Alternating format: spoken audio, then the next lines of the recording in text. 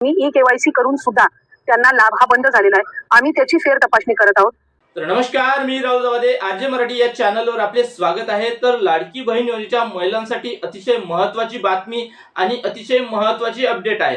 तर लाडकी बहीण योजनेचा मार्च आणि एप्रिलचा हप्ता हा वाटप झालेला आहे आणि यामध्ये भरपूर महिलांना या मार्च आणि एप्रिलचा हप्ता मिळालेला नाही।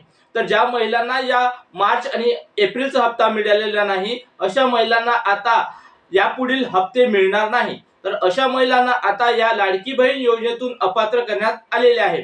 तर जवळपास यामध्ये 80 लाख महिला या योजनेतून अपात्र करण्यात आलेल्या आहे, अशी माहिती महिला व बालविकास मंत्री अदितीताई तटकरे यांनी अधिकृतपणे देण्यात आलेली आहे। तर यामध्ये ज्या महिलांनी ई-केवायसी केलेली नव्हती अशा महिला सुद्धा या योजनेतून आता अपात्र झालेले आहे आणि ज्या महिलांनी ई-केवायसी केलेली होती पण ज्यांचे वार्षिक उत्पन्न हे 2.5 लाख रुपयापेक्षा जास्त होते किंवा ज्यांच्या कुटुंबातील एखाद्या व्यक्तीच्या नावावर 4 चाकी वाहन असेल किंवा ज्यांच्या कुटुंबातील एखादी व्यक्ती शासकीय योजनेत कार्यरत असेल किंवा ज्यांच्या कुटुंबातील एखादी व्यक्ती इन्कम टॅक्स भरत असेल म्हणजे रिटर्न फाईल करत असेल किंवा त्यांच्या कुटुंबातील एखादी व्यक्ती शासकीय योजनेतून निवृत्ती वेतन घेत असेल म्हणजे शासकीय योजनेचा लाभ घेत असेल किंवा ज्या महिला लाडकी बहीण योजनेसोबत अदर कोणत्याही योजनेचा लाभ घेत असेल म्हणजे दुसऱ्या योजनेचा लाभ घेत असेल जसे की संजय गांधी निराधार योजना किंवा नमो शेतकरी योजना, तर अशा योजनेचा लाभ घेत असेल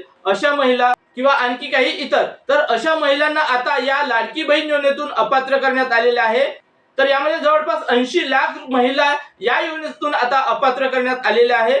पण ज्या महिला लाडकी बहीण योजनेसाठी खरंच पात्र आहे आणि ज्या महिलांनी ई-केवायसी केलेली आहे तर अशा महिलांची आता परत फेर तपासणी केल्या जाऊ शकते आणि त्यांना हा जर त्यांचा लाभ काही तांत्रिक कारणामुळे बंद झालेला असेल तर त्यांचा हा लाभ परत सुरू करण्यात येऊ शकते। तर अशी माहिती महिला व बाल विकास मंत्री अदितीताई तटकरे यांनी माध्यमाशी बोलताना दिलेली आहे। तर ज्या महिला खरंच या लाडकी बहीण योजनेसाठी पात्र आहेत त्यांनी लाडकी बहीण योजनेची ई-केवायसी केलेली आहे तर अशा महिलांनी महिला व बाल विकास विभागाकडे जाऊन आपली तक्रार नोंद करायची आहे, एक निवेदन द्यायचं आहे की आम्ही लाडकी बहीण योजनेसाठी पात्र आहोत, आम्ही या लाडकी बहीण योजनेच्या सर्व निकषामध्ये बसतो, आम्ही या निकषामध्ये साठी पात्र आहोत आणि आमचा हा लाभ काही तांत्रिक कारणामुळे बंद करण्यात आलेला आहे तर आमची फेर तपासणी करण्यात यावी आणि आम्हाला हा लाभ परत सुरू करण्यात यावा। तर अशी त्यांना तक्रार नोंद करायची आहे म्हणजे असं निवेदन त्यांना द्यायचं आहे आणि जर आपले निवेदन त्यांच्यापर्यंत पोहोचले तर आपल्या अर्जावर हा फेर तपासणी केल्या जाऊ शकते आणि आपण जर खरंच या लाडकी बहीण योजनेसाठी पात्र असेल तर आपला लाभ हा परत सुरू करण्यात येऊ शकते। तर अशी माहिती महिला व बाल विकास मंत्री अदितीताई तटकरे यांनी माध्यमाशी बोलताना अधिकृतपणे देण्यात आलेली आहे।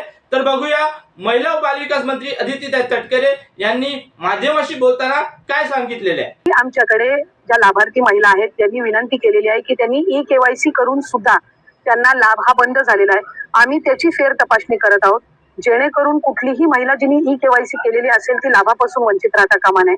त्याच्यामुळे राज्याचे मुख्यमंत्री देवेंद्र फडणवीस साहेब, एकनाथजी शिंदे साहेब, आदरणीय सुनेत्रा काकी असतील, मंत्रिमंडळ असेल, त्यांच्या याच्याने आपण ती ज्यांनी ई-केवायसी केलेली आहे पण त्यांचा कदाचित काही कारणास्तव टेक्निकल अडचणीमुळे लाभ बंद झाला असेल ती आम्ही करतोय।